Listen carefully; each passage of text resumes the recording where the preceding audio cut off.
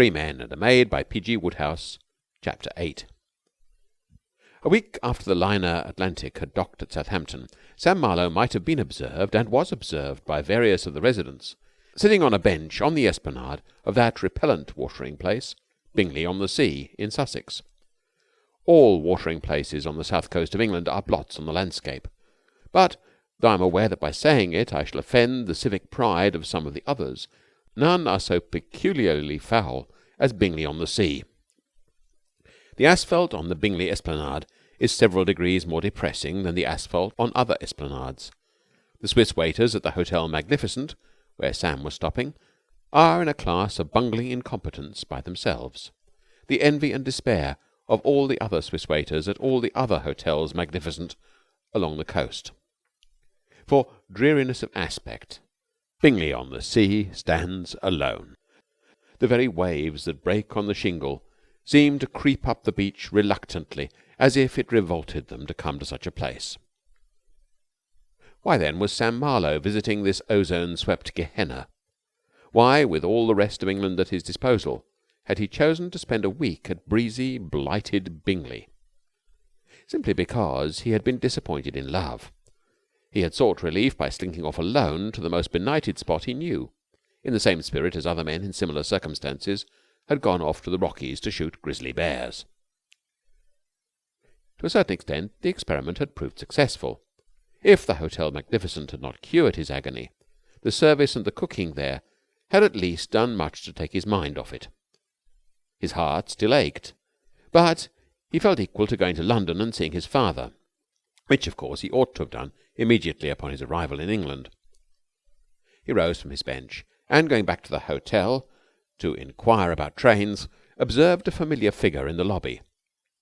Eustace Hignett was leaning over the counter in conversation with the desk clerk. "Hello, Eustace," said Sam. "Hello, Sam," said Eustace. There was a brief silence. The conversational opening had been a little unfortunately chosen, for it reminded both men of a painful episode in their recent lives. "What are you doing here?" asked Eustace. "What are you doing here?" asked Sam. "I came to see you," said Eustace, leading his cousin out of the lobby and onto the bleak esplanade. A fine rain had begun to fall, and Bingley looked, if possible, worse than ever. "I asked for you at your club, and they told me you'd come down here." "What did you want to see me about?" "Fact is, old man, I'm in a bit of a hole." "What's the matter?" "It's rather a long story," said Eustace deprecatingly. "Go ahead." "I don't know where to begin." "Have a dash at starting at the beginning." Eustace stared gloomily at a stranded crab on the beach below. The crab stared gloomily back. "Well, you remember my telling you about the girl I met on the boat?" "Jane something." "Jane Hubbard," said Eustace reverently. "Sam, I love that girl." "I know. You told me." "But I didn't tell her. I tried to muster up the nerve, but we got to Southampton without my having clicked. What a dashed difficult thing a proposal is to bring off, isn't it? I didn't bring it off, and it began to look to me as though I was in the soup. And then she told me something which gave me an idea. She said the Bennets had invited her to stay with them in the country when she got to England. Old Mr. Bennet and his pal Mortimer, Bream's father, were trying to get a house somewhere which they could share. Only so far they hadn't managed to find the house they wanted. When I heard that, I said, 'Ha!'" "You said what?" asked Sam. "I said, 'Ha!' "Why?" "Because I had an idea. Don't interrupt, old man, or you'll get me muddled. Where was I?" "I don't know." "I remember. I'd just got the idea. I happened to know, you see, that Bennet and Mortimer were both frightfully keen on getting Windles for the summer, but my mother wouldn't hear of it and gave them both the miss in baulk. It suddenly occurred to me that mother was going to be away in America all the summer, so why shouldn't I make a private deal, let them the house, and make it a stipulation that I was to stay there to look after things? And, to cut a long story short, that's what I did." "You let Windles?" "Yes. Old Bennet was down on the dock at Southampton to meet Wilhelmina, and I fixed it up with him then and there. He was so bucked at the idea of getting the place that he didn't kick for a moment at the suggestion that I should stick on at the house. Said he would be delighted to have me there, and wrote out a fat cheque on the spot. We hired a car and drove straight over. It's only about 20 miles from Southampton, you know. And we've been there ever since. Bennet sent a wire to Mortimer telling him to join us, and he came down next day." He paused and looked at Sam as though desiring comment. Sam had none to offer. "Why do you say you're in a hole?" he asked. "It seems to me as though you've done yourself a bit of good. You've got the cheque, and you're in the same house with Miss Hubbard. What more do you want?" "But suppose Mother gets to hear about it?" "Well?" "She'd be sorer than a sunburnt neck." "Probably. Why should she hear of it?" "Ah, I'm coming to that." "Is there more of the story?" "Quite a lot." "Charge on," said Sam resignedly. Eustace Hignett fixed a despondent gaze on the shingle, up which the grey waves were crawling with their usual sluggish air of wishing themselves elsewhere. A raindrop fell down the back of his neck, but he did not notice it. "It was the weather that really started it," he said. "Started what?" "The trouble. What sort of weather have you been having here?" "I haven't noticed." "Well, down at Windles it's been raining practically all the time, and after about a couple of days it became fairly clear to me that Bennet and Mortimer were getting a bit fed. I mean to say, having spent all their lives in America, don't you know, they weren't used to a country where it rained all the time, and pretty soon it began to get on their nerves. They started quarrelling. Nothing bad at first, but hotting up more and more, till at last they were hardly on speaking terms. Every little thing that happened seemed to get the wind up them. There was that business of Smith, for instance." "Who's Smith?" "Mortimer's bulldog. Old Bennet is scared of him and wants him kept in the stables, but Mortimer insists on letting him roam about the house. Well, they scrapped a goodish bit about that, and then there was the orchestrion. You remember the orchestrion?" "I haven't been down at Windles since I was a kid."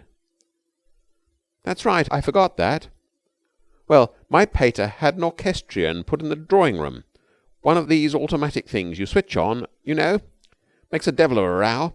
Bennet can't stand it, and Mortimer insists on playing it all day. Well, they hotted up a goodish bit over that."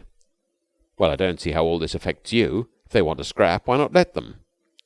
"Yes, but you see, the most frightful thing has happened. At least, it hasn't happened yet, but it may any day.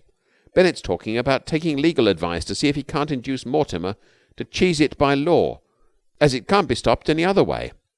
And the deuce of it is, your father's Bennet's legal representative over in England, and he's sure to go to him." "Well, that'll do pater a bit of good. Legal fees."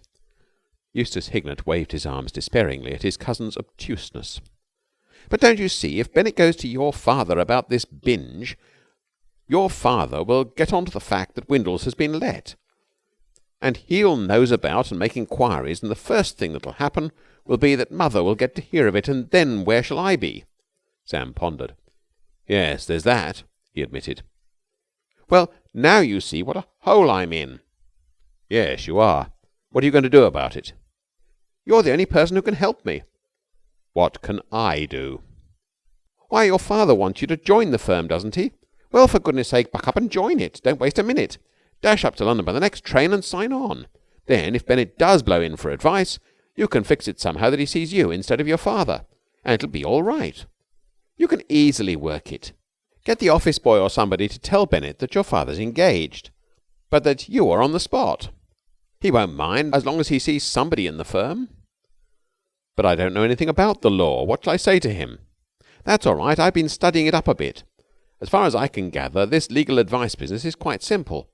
Anything that isn't a tort is a misdemeanor. You've simply got to tell old Bennet that, in your opinion, the whole thing looks jolly like a tort." "What's the word again?" "Tort." "What does it mean?" "I don't know. Probably nobody knows. But it's a safe card to play. Tort. Don't forget it." "Tort. Right-ho." "Well, then, come along and pack your things. There's a train to London in about an hour." They walked back to the hotel. Sam gulped once or twice. "Oh, by the way," he said, how is Miss Bennet?" "Oh, she's all right." Eustace Hignett hummed a gay air. Sam's ready acquiescence in his scheme had relieved his apprehensive mind.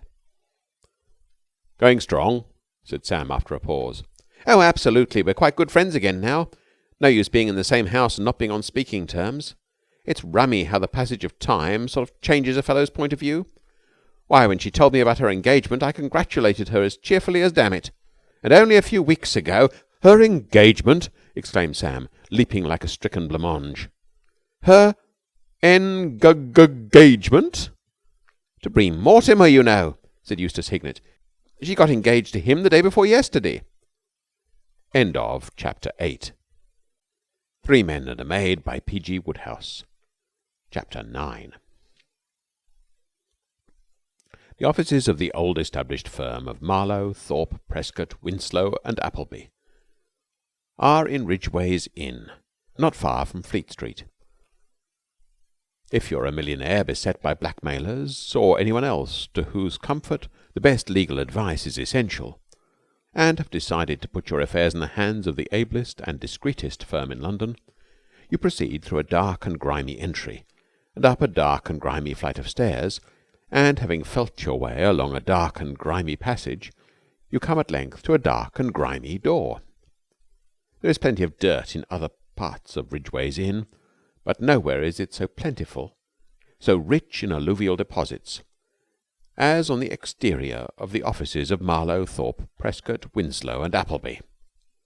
As you tap on the topmost of the geological strata concealing the ground glass of the door, a sense of relief and security floods your being, for in London grubbiness is the gauge of a lawyer's respectability.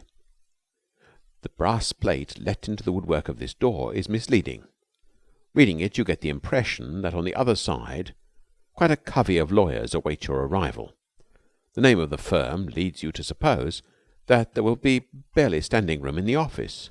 You picture Thorpe jostling you aside as he makes for Prescott to discuss with him the latest case of demurrer, and Winslow and Appleby treading on your toes deep in conversation about Repelvin.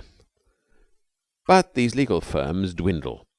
The years go by and take their toll, snatching away here a Prescott, there an Appleby, till, before you know where you are, you're down to your last lawyer.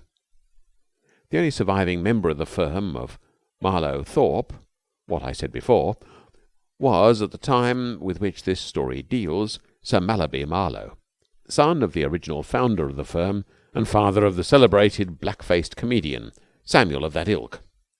And the outer office where callers were received and parked till Sir Mallaby could find time for them was occupied by a single clerk.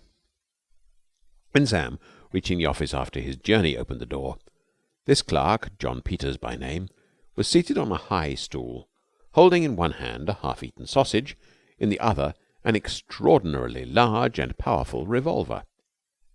At the sight of Sam he laid down both engines of destruction and beamed. He was not a particularly successful beamer, being hampered by a cast in one eye which gave him a truculent and sinister look. But those who knew him knew he had a heart of gold, and were not intimidated by his repellent face. Between Sam and himself there had always existed terms of cordiality, starting from the time when the former was a small boy, and it had been Ch8-13's mission to take him now to the zoo, now to the train back to school. "Why, Mr. Samuel!" "Hello, Peters. We were expecting you back a week ago.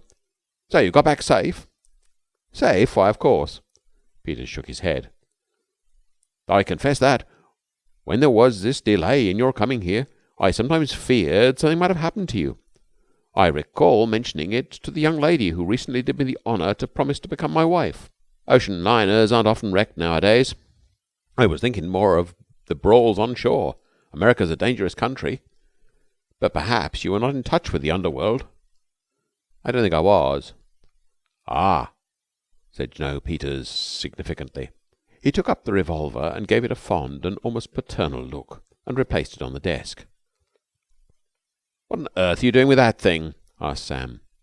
Mr. Peters lowered his voice. "I'm going to America myself in a few days' time, Mr. Samuel.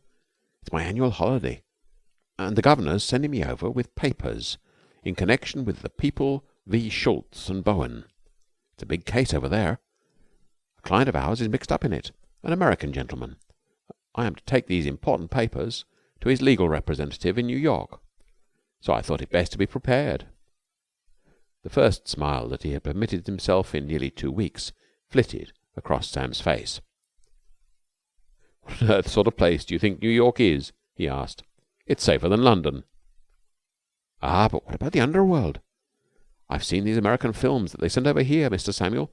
Every Saturday night regular I take my young lady to the cinema, and I tell you, they teach you something. Did you ever see the Wolves of the Bowery? There was a man in that, in just my position, carrying important papers, and what they didn't try to do to him. No, I'm taking no chances, Mr. Samuel." "I should have said you were, lugging that thing with you." Mr. Peters seemed wounded. "Oh, I understand the mechanism perfectly, and I am becoming a very fair shot. I take my little bite of food in here early, and go and practice at the Rupert Street rifle range during my lunch hour. You'd be surprised how quickly one picks it up. And when I get home at night, I try how quick I can draw. You have to draw like a flash of lightning, Mr. Samuel. If you'd ever seen a film called Two Gun Thomas, you'd realize that. You haven't time to be loitering about." "I haven't," agreed Sam. "Is my father in? I'd like to see him if he's not busy." Mr. Peters, recalled to his professional duties, shed his sinister front like a garment.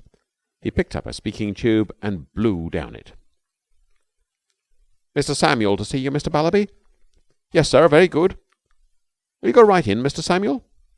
Sam proceeded to the inner office, and found his father dictating into the attentive ear of Miss Milliken, his elderly and respectable stenographer, replies to his morning mail. The grime which encrusted the lawyer's professional stamping ground did not extend to his person. Sir Mallaby Marlowe was a dapper little man, with a round, cheerful face and a bright eye.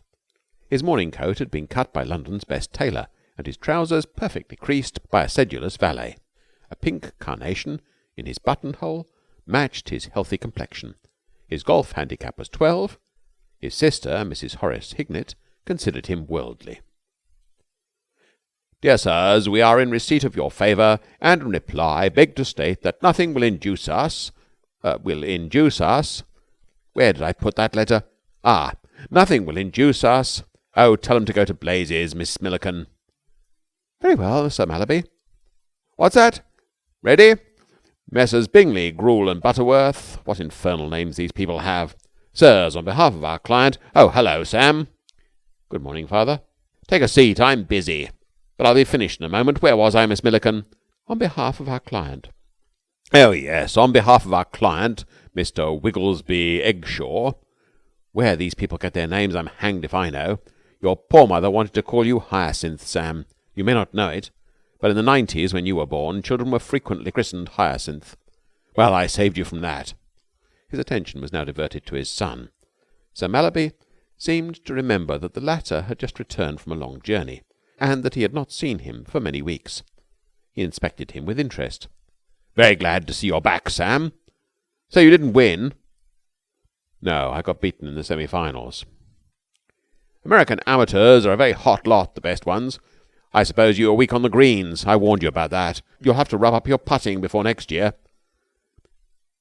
At the idea that any mundane pursuit as practising putting could appeal to his broken spirit now, Sam uttered a bitter laugh.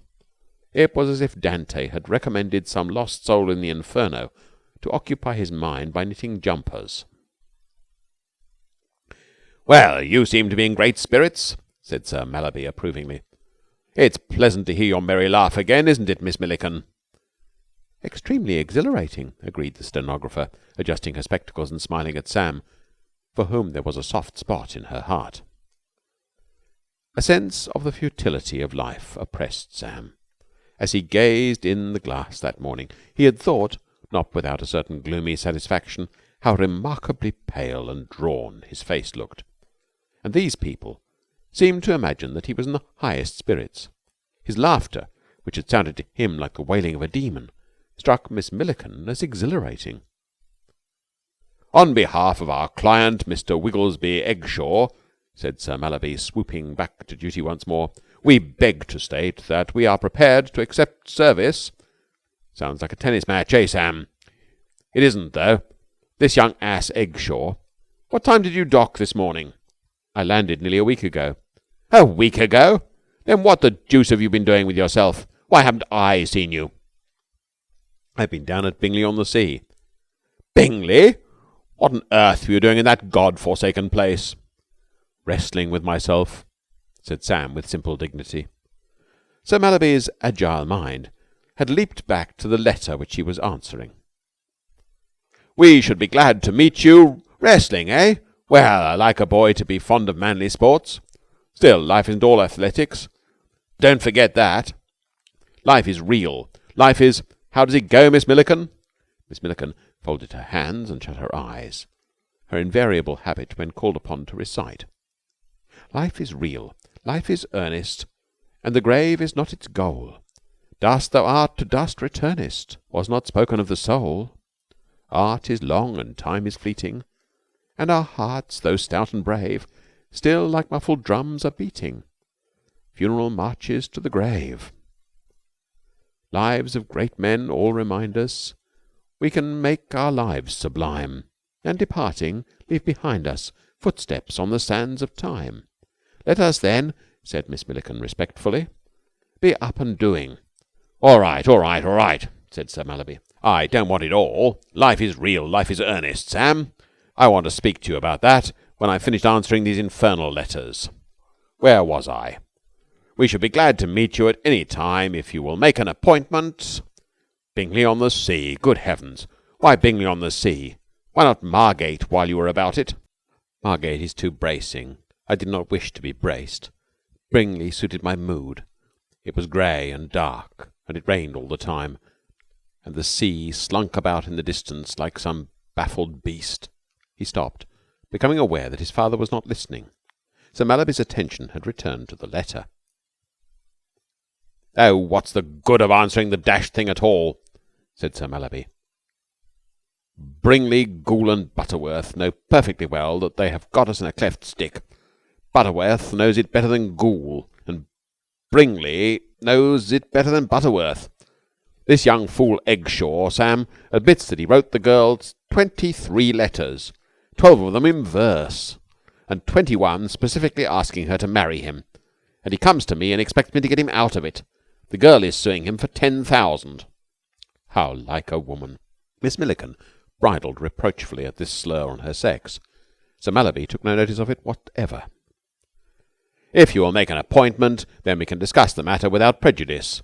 Get those typed, Miss Milliken. Have a cigar, Sam. Miss Milliken, tell Peters as you go out that I am occupied with a conference and can see nobody for half an hour. When Miss Milliken had withdrawn, Sir Mallaby occupied 10 seconds of the period which he had set aside for communion with his son in staring silently at him. I'm glad you're back, Sam, he said at length. I want to have a talk with you. You know, it's time you were settling down. I've been thinking about you while you were in America, and I've come to the conclusion that I have been letting you drift along. Very bad for a young man. You're getting on. I don't say you're senile, but you're not 21 any longer. And at your age, I was working like a beaver. You've got to remember that life is... Dash it, I've forgotten it again. He broke off and puffed vigorously into the speaking tube. Miss Milliken, kindly repeat what you were saying just now about life. Yes, that's enough. He put down the instrument. Yes, life is real, life is earnest, he said, gazing at Sam seriously. And the grave is not our goal. Lives of great men all remind us we can make our lives sublime. In fact, it's time you took your coat off and started work. I'm quite ready, Father. You didn't hear what I said, exclaimed Sir Mallaby with a look of surprise. I said it was time you began work. And I said I was quite ready. Bless my soul, you've changed your views a trifle since I saw you last. I've changed them altogether.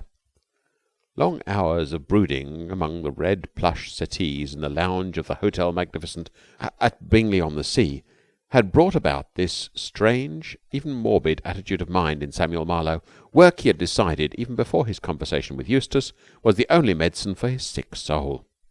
Here he felt, in this quiet office, far from the tumult and noise of the world, in a haven of torts and misdemeanours and Vic and I-cap 3s and all the rest of it, he might find peace. At any rate, it was worth taking a stab at it. Your trip has done you good, said Sir Mallaby approvingly. The sea air has given you some sense. I'm glad of it. It makes it easier for me to say something else I've had in my mind for a good while, Sam. It's time you got married. Sam barked bitterly. His father looked at him with concern. Saw some smoke the wrong way? I was laughing, explained Sam with dignity. Sir Mallaby shook his head.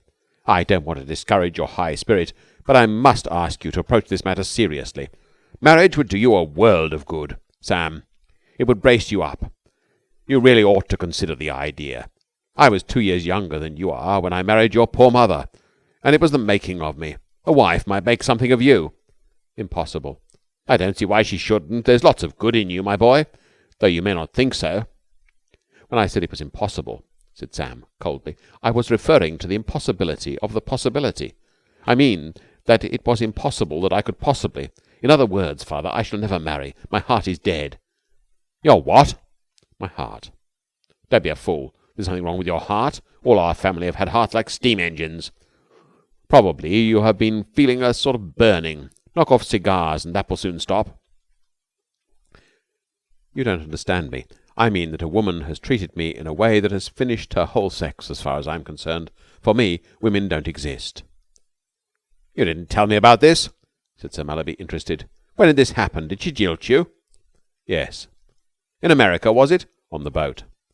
Sir Mallaby chuckled heartily. My dear boy, you don't mean to tell me that you're taking a shipboard flirtation seriously? Why, you're expected to fall in love with a different girl every time you go on a voyage. You'll get over this in a week. You'd have got over it now if you hadn't gone and buried yourself in a depressing place like Bingley-on-the-Sea. The whistle of the speaking tube blew. Sir Mallaby put the instrument to his ear.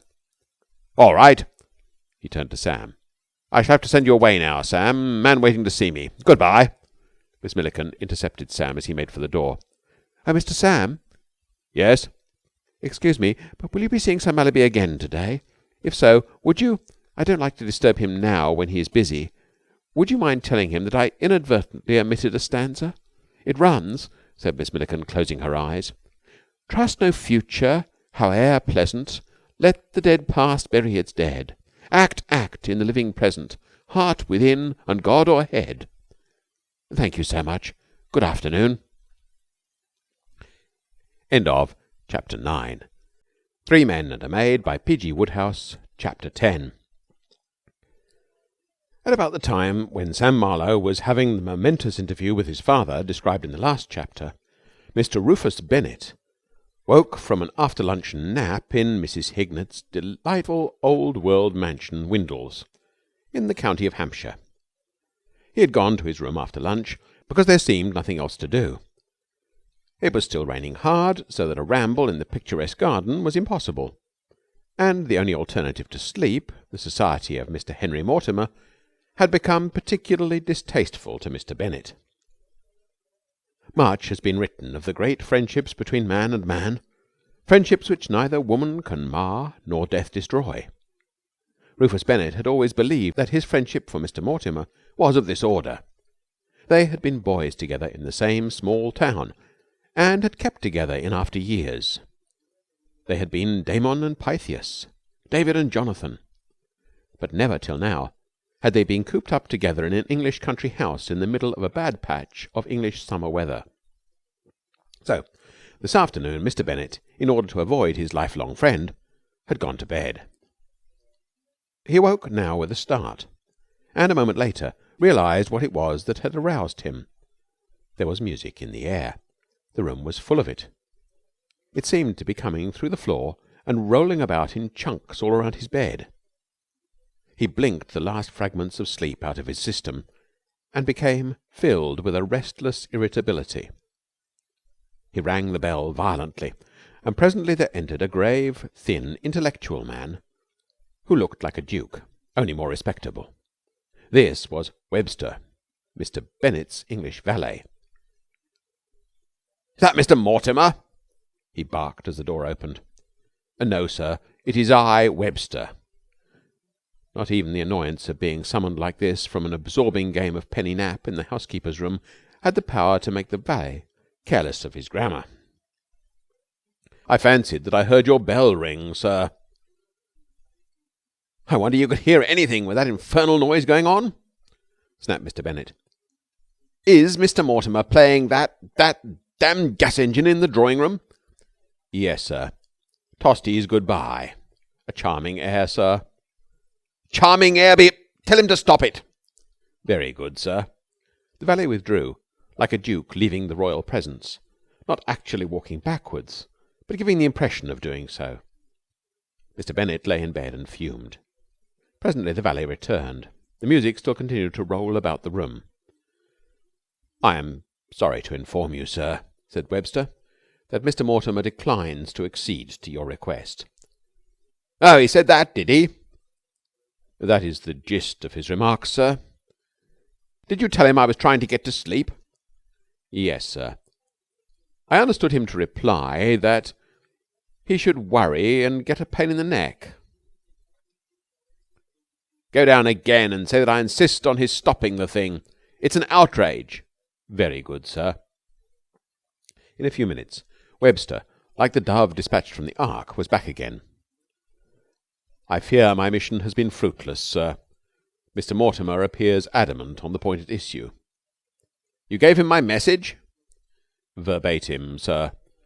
In reply, Mr. Mortimer desired me to tell you that if you did not like it, you could do the other thing. I quote the exact words, sir." "He did he?" "Yes, sir." "Very good. Webster." "Sir." "When is the next train to London?" "I will ascertain, sir. Cook, I believe, has a timetable." "Go and see, then. I want to know. And send Miss Wilhelmina to me." "Very good, sir." Somewhat consoled by the thought that he was taking definite action, Mr. Bennet lay back and waited for Billie. "I want you to go to London," he said when she appeared. "To London? Why?" "I'll tell you why," said Mr. Bennet vehemently. "Because of that pest Mortimer. I must have legal advice. I want you to go and see Sir Mallaby Marlowe.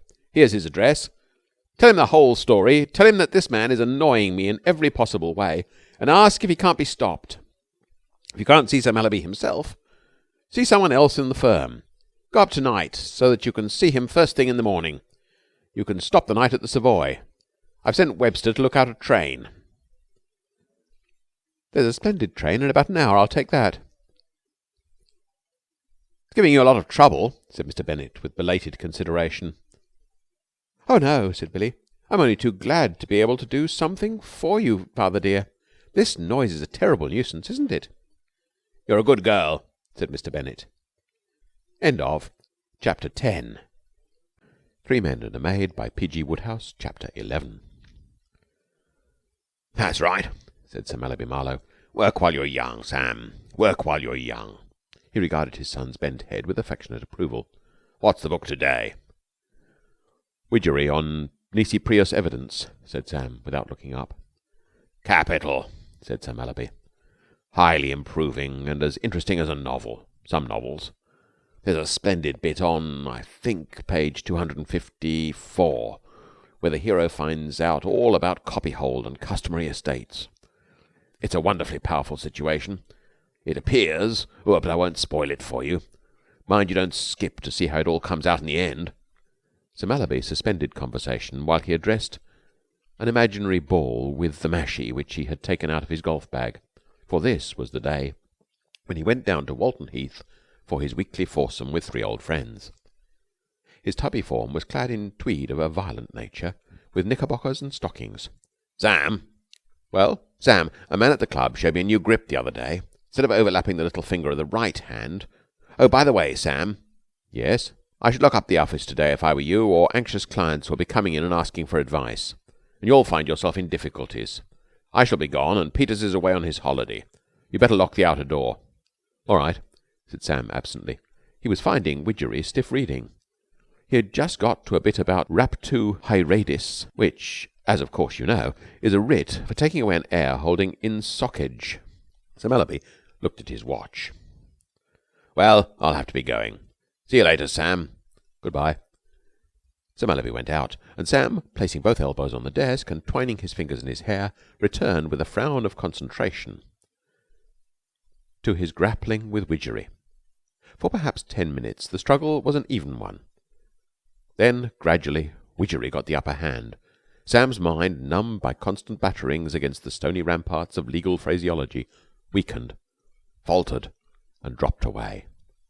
And a moment later his thoughts, as so often happened when he was alone, darted off and began to circle round the image of Billie Bennet. Since they had last met, Sam had told himself perhaps 100 times that he cared nothing about Billie, that she had gone out of his life and was dead to him. But unfortunately he did not believe it. A man takes a deal of convincing on a point like this, and Sam had never succeeded in convincing himself for more than 2 minutes at a time. It was useless to pretend that he did not still love Billie more than ever, because he knew he did. And now, as the truth swept over him for the 101st time, he groaned hollowly and gave himself up to the grey despair which is the almost inseparable companion of young men in his position.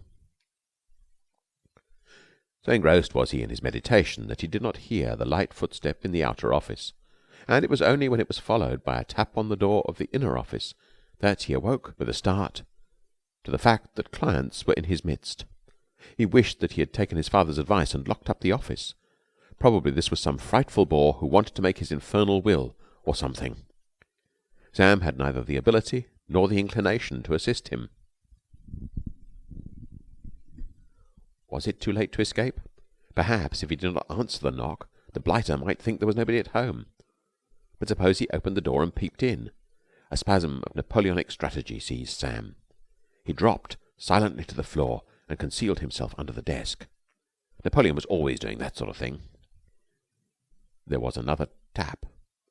Then, as he had anticipated, the door opened. Sam crouched like a hare in its form, held his breath.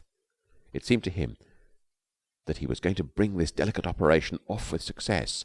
He felt he had acted just as Napoleon would have done in a similar crisis. So, no doubt, he had, to a certain extent. Only Napoleon would have seen to it that his boots and about 18 inches of his trousered legs were not sticking out, plainly visible to all who entered. "Good morning," said a voice. Sam thrilled from the top of his head to the soles of his feet. It was the voice which had been ringing in his ears through all his waking hours. "Are you busy, Mr. Marlowe?" asked Billie, addressing the boots. Sam wriggled out from under the desk like a disconcerted tortoise. "Drop my pen," he mumbled, as he rose to the surface. He pulled himself with an effort that was like a physical exercise, stared at Billie dumbly. Then, recovering speech, he invited her to sit down, and seated himself at the desk. "Drop my pen," he gurgled again. "Yes," said Billie. "Fountain pen," babbled Sam, "with a broad nib." "Yes."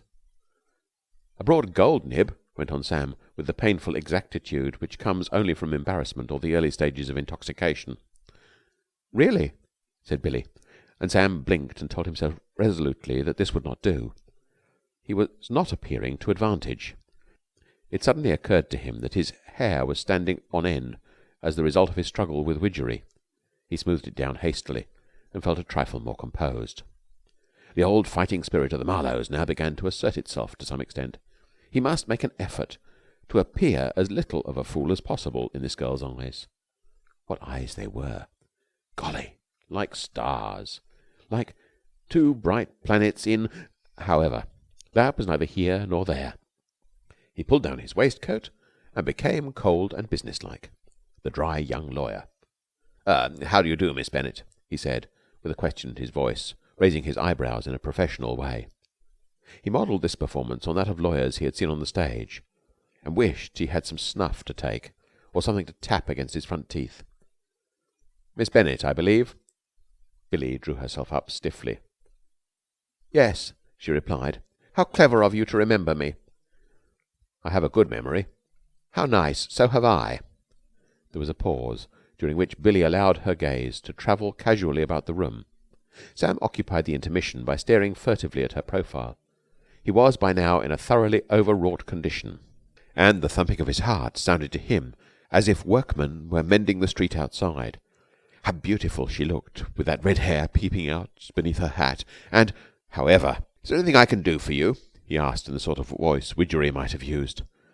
Sam always pictured Widgery as a small man with bushy eyebrows, a thin face, and a voice like a rusty file. "Well, I really wanted to see Sir Mallaby. My father has been called away on important business at Walton Heath. Cannot I act as his substitute? Do you know anything about the law?" "Do I know anything about the law?" echoed Sam, amazed. "Do I know? Why, I was reading my Widgery on Nisi Prius evidence when you came in." "Oh, were you?" said Billie, interested. "Do you always read on the floor?" "I told you I dropped my pen," said Sam coldly. "And of course you couldn't read without that. Well, as a matter of fact, this has nothing to do with Nisi what you said. I have not specialized exclusively on Nisi Prius evidence. I know the law in all its branches."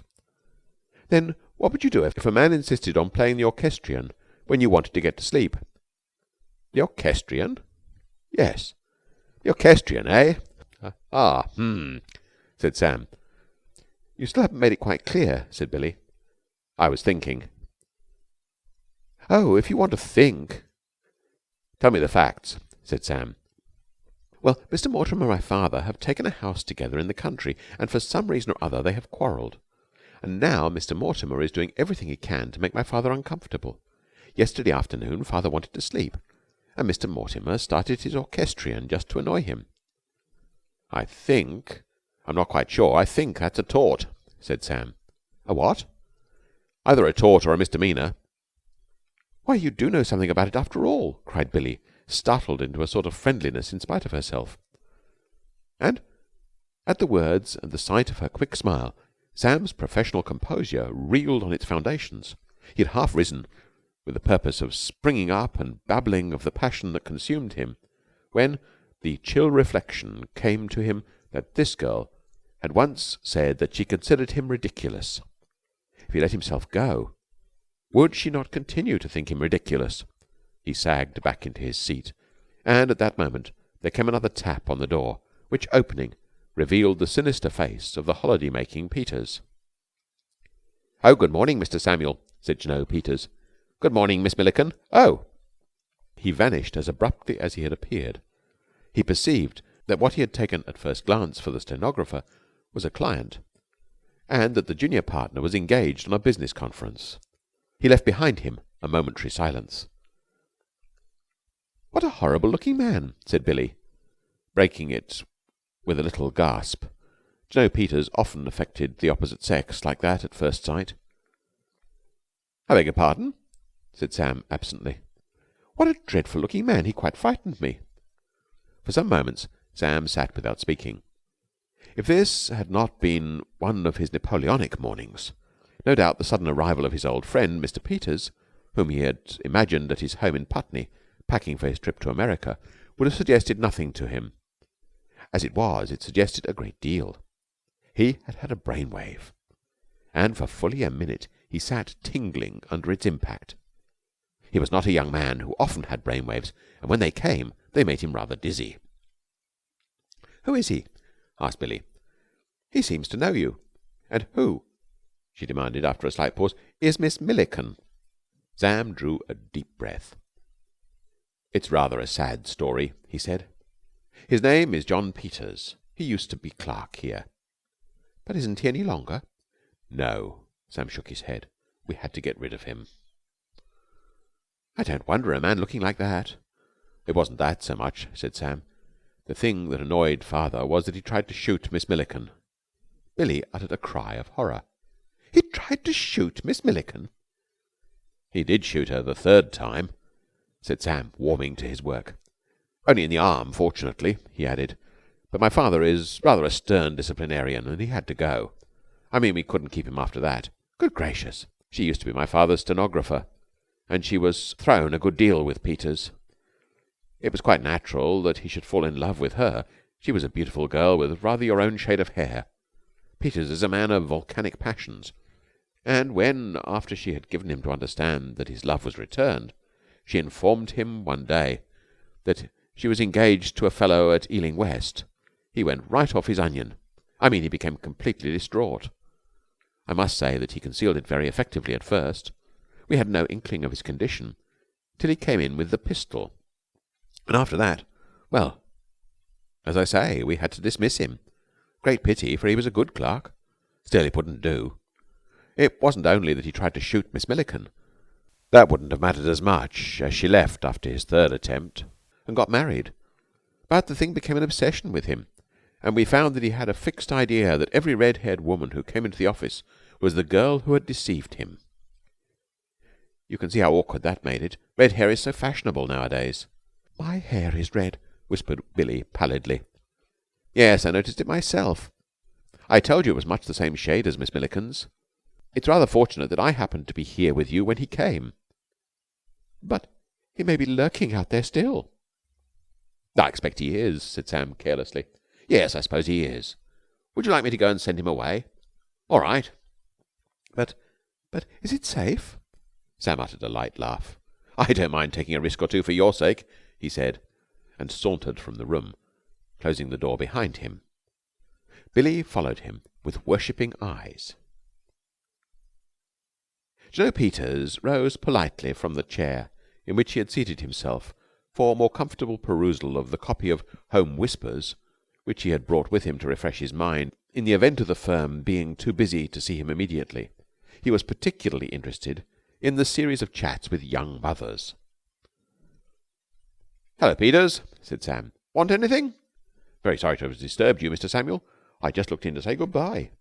I sail on Saturday, and my time will be pretty fully taken up all the week. I have to go down to the country to get some final instructions from the client whose important papers I'm taking over. I'm sorry to have missed your father, Mr. Samuel." "Yes, this is his golf day. I'll tell him you looked in. Is there anything I can do before I go?" "Do? Well," Jno. Peters coughed tactfully.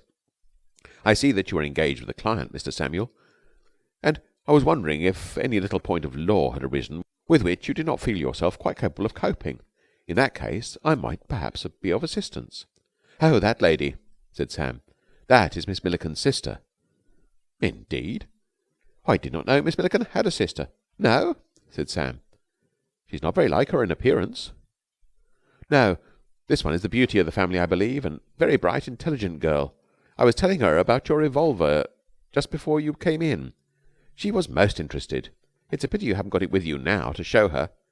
"Oh, but I have, Mr. Samuel," said Peters, opening a small handbag and taking out a hymn book, half a pound of mixed chocolates, a tongue sandwich, and the pistol in the order named. "I was on my way to the Rupert Street range for a little practice. I should be glad to show it to her." "Well, wait here a minute or two," said Sam. "I'll have finished talking business in a moment." He returned to the inner office. "Well?" cried Billie. "Eh? Oh, he's gone," said Sam. "I persuaded him to go away. He was a little excited, poor fellow. And now let us return to what we were talking about. You say," he broke off with an exclamation, glanced at his watch. "Good heavens! I had no idea of the time. I promised to run up and see a man in one of the offices in the next court. He wants to consult me on some difficulty which has arisen with one of his clients. Rightly or wrongly, he values my advice. Can you spare me for a short while? I shan't be more than 10 minutes. "Certainly." "Here is something you may care to look at while I'm gone. I don't know if you've read it. Widgery on Nisi Prius evidence. Most interesting." He went out. Jno. Peters looked up from his Home Whispers. "You can go in now," said Sam. "Certainly, Mr. Samuel, certainly." Sam took up the copy of Home Whispers and sat down with his feet on the desk. He turned to the serial story and began to read the synopsis. In the inner room, Billie, who had rejected the mental refreshment offered by Widgery, was engaged in making a tour of the office, looking at the portraits of whiskered men, whom she took correctly to be the Thorpes, Prescotts, Winslows, and Applebys mentioned on the contents bill outside. Was surprised to hear the door open at her back. She had not expected Sam to return so instantaneously. Nor had he done so. It was not Sam who entered. It was a man of repellent aspect whom she recognized instantly. For Jno. Peters was one of those men who, once seen, are not easily forgotten. He was smiling, a cruel, cunning smile. At least she thought he was. Mr. Peters himself was under the impression that his face was wreathed in a benevolent simper, and in his hand he bore the largest pistol ever seen outside a motion picture studio. "How do you do, Miss Milliken?" he said. End of Chapter 11. Three Men and a Maid by P.G. Wodehouse. Chapter 12. Billie had been standing near the wall, inspecting a portrait of the late Mr. Josiah Appleby, of which the kindest thing one can say is that one hopes it did not do him justice. She now shrank back against this wall, as if she were trying to get through it. The edge of the portrait's frame tilted her hat out of the straight, but in this supreme moment she did not even notice it. How do you do?" she said. If she had not been an exceedingly pretty girl, one would have said that she spoke squeakily. The fighting spirit of the Bennets, though it was considerable fighting spirit, had not risen to this emergency. It had ebbed out of her, leaving in its place a cold panic. She had seen this sort of thing in the movies. There was one series of pictures, The Dangers of Diana, where something of the kind had happened to the heroine in every reel. But she had not anticipated that it would ever happen to her, and consequently she had not thought out any plan for coping with such a situation. A grave error. In this world one should be prepared for everything, or where is one? The best she could do was to stand and stare at the intruder. It would have done Sam Marlowe good. He had now finished the synopsis and was skimming through the current instalment. If he could have known how she yearned for his return. "I brought the revolver," said Mr. Peters. So I see," said Billie. Mr. Peters nursed the weapon affectionately in his hand. He was rather a shy man with women as a rule, but what Sam had told him about her being interested in his revolver had made his heart warm to this girl. "I was just on my way to have a little practice at the range," he said. "Then I thought I might as well look in here." I suppose you're a good shot," quavered Billie. "I seldom miss," said Ch8-13 Peters. Billie shuddered. Then, reflecting that the longer she engaged this maniac in conversation, the more hope there was of Sam coming back in time to save her, she essayed further small talk. It's very ugly." "Oh, no," said Mr. Peters, hurt. Billie perceived that she had said the wrong thing. "Very deadly looking, I mean," she corrected herself hastily. "May have deadly work to do, Miss Milliken," said Mr. Peters. The conversation languished again. Billie had no further remarks to make of immediate interest, and Mr. Peters was struggling with a return of the deplorable shyness which had so handicapped him in his dealings with the other sex. After a few moments he pulled himself together again, and, as his first act was to replace the pistol in the pocket of his coat, Billie became conscious of a faint stirring of relief. "The great thing," said Ch8-13 Peters, "is to learn to draw quickly. Like this," he added, producing the revolver with something of the smoothness and rapidity with which Billie in happier moments had seen conjurers take a bowl of goldfish out of a tall hat. "Everything depends on getting the first shot. The first shot, Miss Milliken, is vital." Suddenly Billie had an inspiration. It was hopeless, she knew, to try to convince this poor demented creature, obsessed with his idée fixe, that she was not Miss Milliken. Denial would be a waste of time, and might even infuriate him into precipitating the tragedy. It was imperative that she should humour him, and while she was humouring him, it suddenly occurred to her, why not do it thoroughly? "Mr. Peters," she cried, "you are quite mistaken." "I beg your pardon," said Ch8-13 Peters, with not a little asperity. "Nothing of the kind." "You are." "I assure you I am not. Quickness in the draw is essential." "You have been misinformed." "Well, I had it directly from the man at the Rupert Street range," said Mr. Peters stiffly. "And if you had ever seen a picture called Two Gun Thomas—" "Mr. Peters!" cried Billie desperately. He was making her head swim with his meaningless ravings. "Mr. Peters, hear me. I am not married to a man at Ealing West." Mr. Peters betrayed no excitement at the information. This girl seemed for some reason to consider her situation an extraordinary one, but many women, he was aware, were in a similar position. In fact, he could not at the moment think of any of his feminine acquaintances who were married to men at Ealing West. "Indeed," he said politely. "Won't you believe me?" exclaimed Billie wildly. "Why, certainly, certainly," said Ch8-13 Peters. "Thank God!" said Billie. I'm not even engaged. It's all been a terrible mistake." When two people in a small room are speaking on two distinct and quite different subjects, and neither knows what on earth the other is driving at, there is bound to be a certain amount of mental confusion. But at this point, Jno. Peters, though still not wholly equal to the intellectual pressure of the conversation, began to see a faint shimmer of light behind the clouds. In a nebulous kind of way he began to understand that the girl had come to consult the firm about a breach of promise action. Some unknown man at Ealing West had been trifling with her heart. Hardened lawyer's clerk as he was, that poignant cry, "I'm not engaged," had touched Mr. Peters, and she wished to start proceedings. Mr. Peters felt almost in his depth again. He put the revolver in his pocket and drew out a notebook. "I should be glad to hear the facts," he said with professional courtesy. "In the absence of the governor—" "I have told you the facts." "This man at Ealing West," said Mr. Peters, moistening the point of his pencil. "He wrote you letters proposing marriage?" "No, no, no." "At any rate," said Mr. Peters, disappointed but hopeful, "he made love to you before witnesses?" "Never, never. There is no man at Ealing West. There never was a man at Ealing West." It was at this point that Jno. Peters began for the first time to entertain serious doubts of the girl's mental balance. The most elementary acquaintance with the latest census was enough to tell him that there were any number of men at Ealing West. The place was full of them. Would a sane woman have made an assertion to the contrary? He thought not. And he was glad that he had the revolver with him. She had done nothing as yet actively violent, but it was nice to feel prepared. He took it out and laid it nonchalantly in his lap. The sight of the weapon acted on Billie electrically. She flung out her hands in a gesture of passionate appeal and played her last card.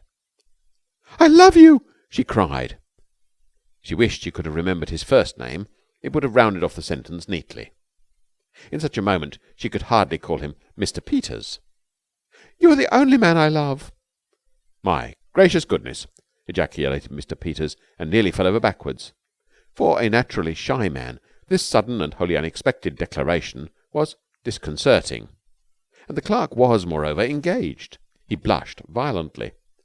And yet, even in that moment of consternation, he could not check a certain thrill.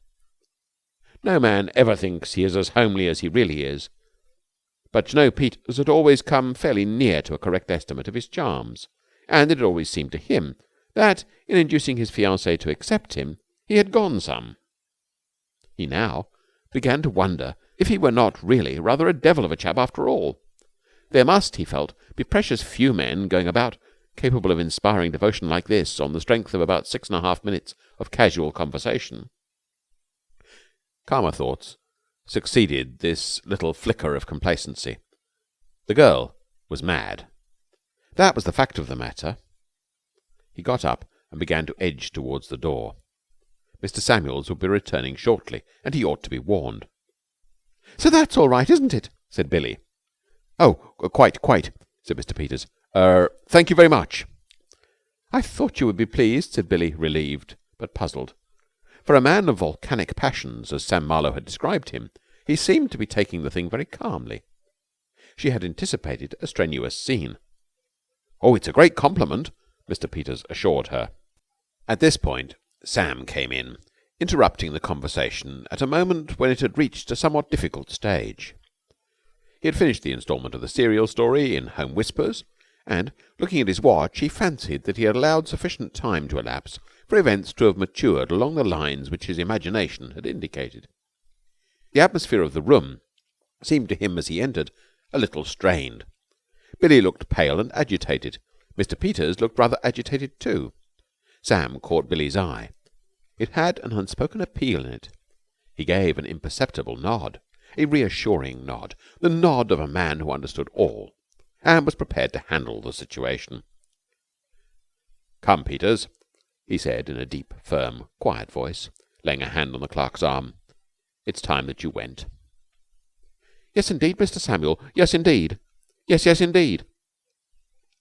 "I'll see you out," said Sam soothingly, and led him through the outer office and on to the landing outside.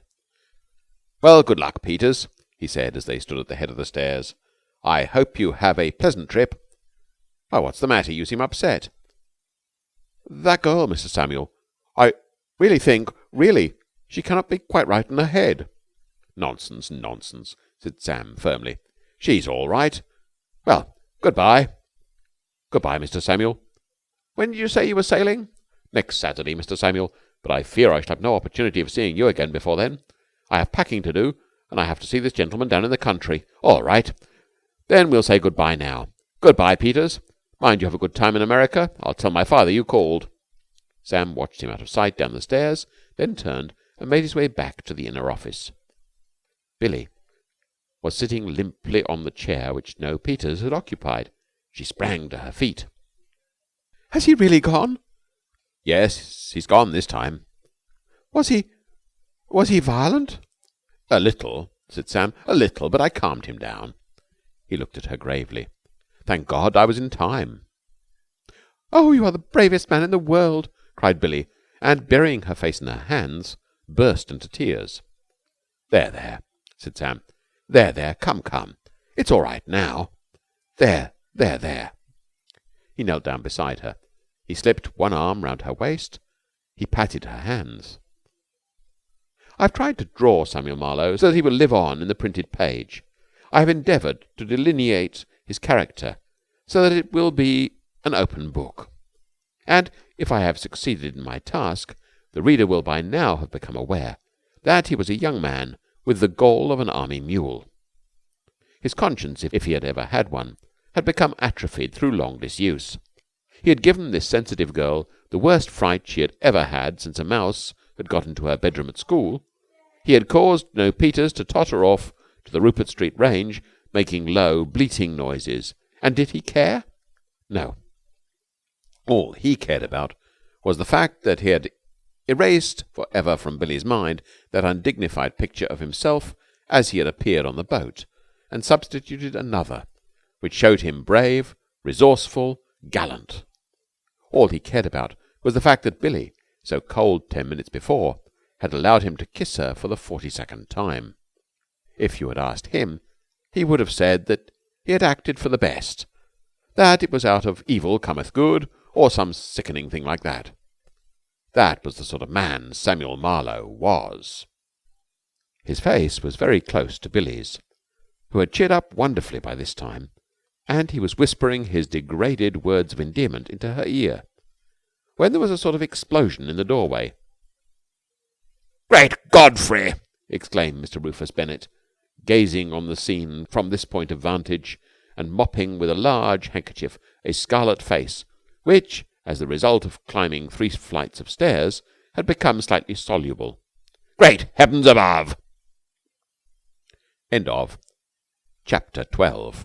3 Men and a Maid by P.G. Wodehouse. Chapter 13. Remarkable as the apparition of Mr. Bennet appeared to his daughter, the explanation of his presence at that moment in the office of Marlowe, Thorpe, Prescott, Winslow, and Appleby was simple. He had woken early that morning, and, glancing at his watch on the dressing-table, he had suddenly become aware of something bright and yellow beside it, and had paused transfixed like Robinson Crusoe staring at the footprint in the sand. If he had not been in England, he would have said it was a patch of sunshine. Hardly daring to hope, he pulled up the shades and looked out on the garden. It was a superb morning. It was as if some giant hand had uncorked a great bottle full of the distilled scent of grass, trees, flowers, and hay. Mr. Bennet sniffed luxuriantly. Gone was the gloom of the past days, swept away in a great exhilaration. Breakfast had deepened his content. Henry Mortimer, softened by the same balmy influence, had been perfectly charming. All their little differences had melted away in the genial warmth. And then, suddenly, Mr. Bennet remembered that he had sent Billie up to London to enlist the aid of the law against his old friend, and remorse gripped him. Half an hour later, he was in the train on his way to London to intercept her and cancel her mission. He had arrived breathless at Sir Mallaby's office, and the first thing he had seen was his daughter in the arms of a young man who was a total stranger to him. The shock took away his breath again just as it was coming back. He advanced shakily into the room and supported himself with one hand on the desk, while with the other he plied the handkerchief on his superheated face. Billie was the first to speak.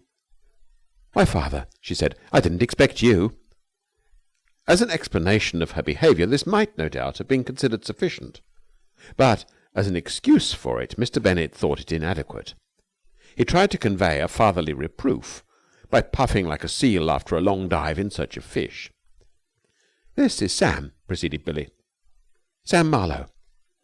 Mr. Bennet became aware that the young man was moving towards him with an outstretched hand. It took a lot to disconcert Sam, and he was the calmest person present. He gave evidence of this in a neat speech. He did not, in so many words, congratulate Mr. Bennet on the piece of luck which had befallen him, but he tried to make him understand by his manner that he was distinctly to be envied as the prospective father-in-law of such a one as himself. Mr. Bennet stared in a frozen sort of way at the hand. He had placed Sam by now. He knew that Sir Mallaby had a son. This presumably was he. But the discovery did not diminish his indignation. "I'm delighted to meet you, Mr. Bennet," said Sam. "You could not have come at a more fortunate moment. You see for yourself how things are. There is no need for a long explanation. You came to find a daughter, Mr. Bennet, and you have found a son." And he would like to see the man, thought Sam, who could have put it more cleverly and pleasantly and tactfully than that. "What are you talking about?" said Mr. Bennet, recovering breath. "I haven't got a son." "I will be a son to you. I will be the prop of your declining years." "What the devil do you mean by declining years?" demanded Mr. Bennet with asperity. "He means when they do decline, father dear," said Billie. Of course," said Sam. "When they do decline, not till then." "Of course. I wouldn't dream of it. But once they do decline, count on me. I should like to say for my part," he went on handsomely, "what an honour I think it to become the son-in-law of a man like Mr. Bennet. Bennet of New York," he added spaciously, not so much because he knew what he meant, for he would have been the first to admit that he did not, but because it sounded well. "Oh," said Mr. Bennet. "You do you?" Mr. Bennet sat down. He put away his handkerchief, which had certainly earned a rest. Then he fastened a baleful stare upon his newly discovered son. It was not the sort of look a proud and happy father-in-law to be ought to have directed at a prospective relative. It was not, as a matter of fact, the sort of look which anyone ought to have directed at anybody, except possibly an exceptionally prudish judge at a criminal in the dock, convicted of a more than usually atrocious murder. Billie, not being in the actual line of fire, only caught the tail end of it. But it was enough to create a misgiving. "Oh, father, you aren't angry?" "Angry? "You can't be angry." "Why can't I be angry?" demanded Mr. Bennet, with a sense of injury which comes to self-willed men when their whims are thwarted. "Why the devil shouldn't I be angry? I am angry.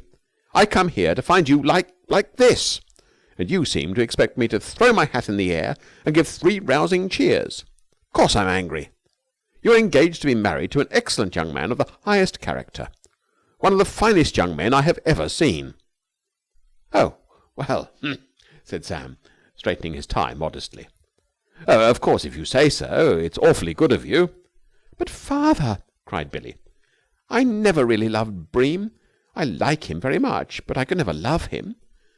I only got engaged to him because you were anxious for it, and because I had quarrelled with the man I really loved. I don't want to marry Bream." "Naturally," said Sam. "Naturally. Quite out of the question. In a few days we'll all be roaring with laughter at the very idea." Mr. Bennet scorched him with a look compared with which his earlier effort had been a loving glance. "Wilhelmina," he said, "go into the outer office." "But, father, you don't understand. You don't realize that Sam has just saved my life." "Saved your life? What do you mean?" "There was a lunatic in here with a pistol, and Sam saved me." "It was nothing," said Sam modestly. "Nothing." "Go into the outer office," thundered Mr. Bennet, quite unmoved by this story. "Very well," said Billie. "I shall always love you, Sam," she said, pausing mutinously at the door.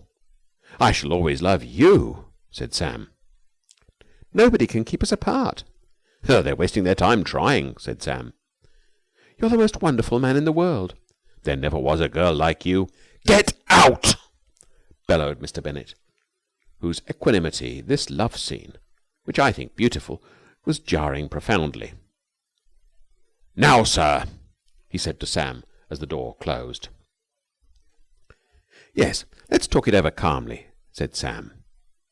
"I will not talk it over calmly." "Oh, come, you can do it if you try." "Bream Mortimer is the son of Henry Mortimer." "I know," said Sam, "and while it's no doubt unfair to hold that against him, it's a point you can't afford to ignore. Henry Mortimer.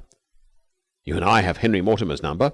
We know what Henry Mortimer is like. A man who spends his time thinking up ways of annoying you.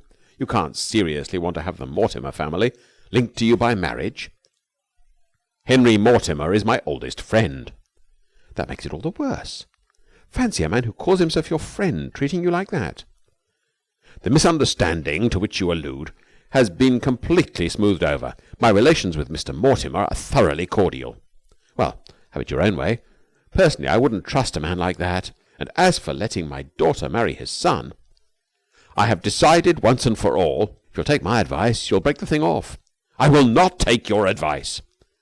"I wouldn't expect to charge you for it," explained Sam reassuringly. "I give it to you as a friend, not as a lawyer. 6 and 8pence to others, free to you." "Will you understand that my daughter is going to marry Bream Mortimer?" "What are you giggling about?" "It sounds so silly, the idea of anyone marrying Bream Mortimer. I mean, let me tell you, he is a thoroughly estimable young man." And there you put the whole thing in a nutshell. Your daughter is a girl of spirit. She would hate to be tied for life to an estimable young man."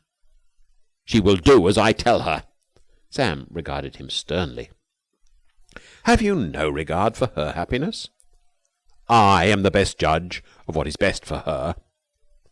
"If you ask me," said Sam candidly, "I think you're a rotten judge."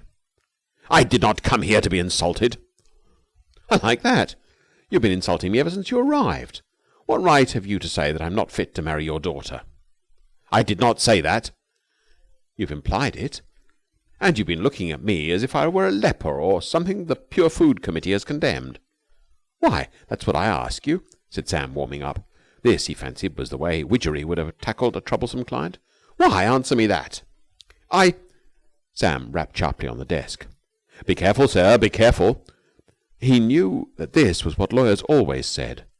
Of course, there is a difference in position between a miscreant whom you suspect of an attempt at perjury and the father of the girl you love, whose consent to the match you wish to obtain. But Sam was in no mood for these nice distinctions. He only knew that lawyers told people to be very careful. So he told Mr. Bennet to be very careful.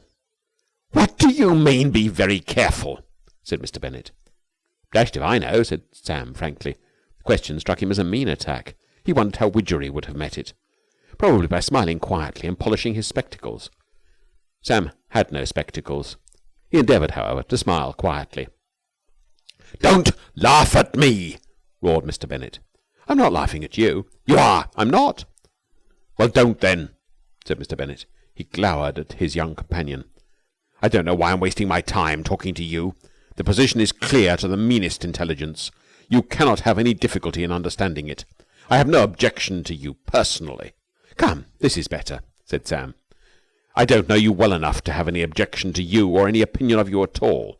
This is the first time I have ever met you in my life." "Mark you," said Sam. "I think I'm one of those fellows who grow on people." "As far as I am concerned, you simply do not exist. You may be the noblest character in London, or you may be wanted by the police. I don't know, and I don't care. It doesn't matter to me. You mean nothing in my life. I don't know you." "You must persevere," said Sam. "You must buckle to and get to know me. Don't give the thing up in this half-hearted way. Everything has to have a beginning. Stick to it. In a week or two you'll find yourself knowing me quite well." "I don't want to know you." "You say that now, but wait." "Thank goodness I have not got to," exploded Mr. Bennet. ceasing to be calm and reasonable with a suddenness which affected Sam much as though half a pound of gunpowder had been touched off under his chair. "For the little I've seen of you has been quite enough. Kindly understand that my daughter is engaged to be married to another man, and that I do not wish to see or hear anything of you again.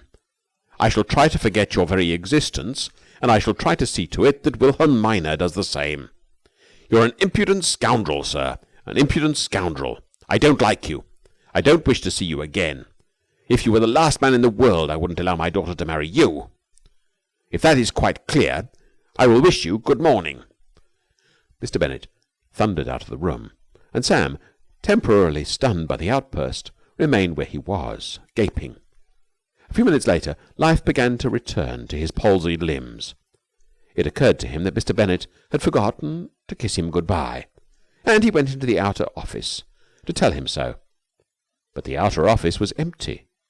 Sam stood for a moment in thought, then returned to the inner office, and picking up a timetable, began to look out trains to the village of Windlehurst in Hampshire, the nearest station to his Aunt Adeline's charming old-world house, Windles. End of Chapter 13. Recording by Tim Bulkley of BigBible.org.